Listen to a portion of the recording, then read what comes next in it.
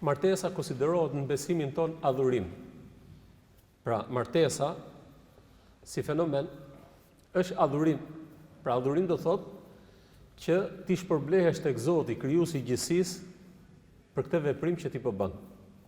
Biles dietarët e përmendin dhe thonë se kush është më e mira, që njeriu të angazhohet me adhurim dhe ta praktikojë martesën apo të martohet. Patjetër që më e mira është që njeriu të angazhohet njeriu të martohet, sepse angazhimi me adhurim është dobi që i takon ose është e kufizuar vetëm tek personi. Kurse martesa dobia ti është më e madhe. Është tek personi dhe këtë tjerët. Pra, dhe dobia e martesës është një fenomen i cili përfshin shumë gjëra.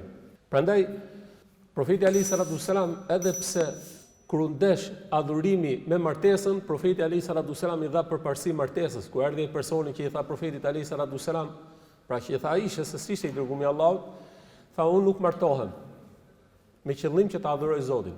Dhe profeti Ali sallallahu alaihi wasallam ne reagoi më njëherë duke thënë që unë jam për atyre që martohem. Dhe kush i shmanget synetit tim, ai nuk është prej meje. Pra kush i shmanget rrugës së profetit alayhi salatu sallam, ai nuk është prej meje. Sepse martesa konsiderohet adhurim. Dhe këtë fenomen ose këtë adhurim e kanë bërë të gjithë profetët e Zotit. Është natyrë njerëzore ku të gjithë profetët e kanë bërë një veprim të tillë. Dhe Zoti xhelel xhelalu na tregon neve në Kur'an në shumë ajete kur flet për profetët e tij, tregon dhe për bashkëshortet e tyre dhe për fëmijët e tyre, e kështu me radhë, për treguar se fenomeni i martesës është adhurim realisht. Gjithashtu ka ardhur hadithin e profetit Ali sallallahu alaihi wasallam për treguar se të qenurit i martuar, domethënë ka atë mirësinë, ka begatin dhe ka sevapin.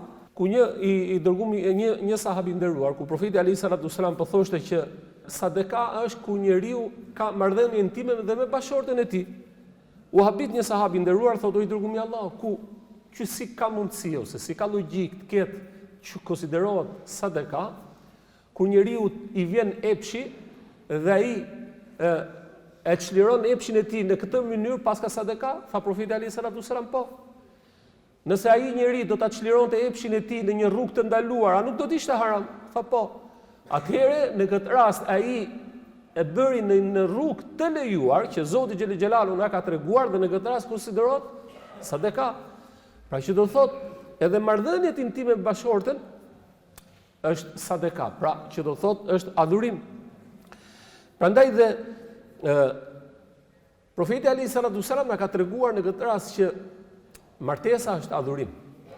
Dhe distancimi ose largimi prej martesës, njeriu që do thotë nëse i ka mundësit, ai merr gjinaf. Pra ai është prej mëkatarëve dhe gjinaqtarëve të cilët kanë mundësi, qoftë fizike. Pra i ka mundësi të gjitha dhe ai nuk e arrin do ta realizojë këtë ose nuk dëshiron ta realizojë, patjetër që konsiderohet mëkatar në këtë rast.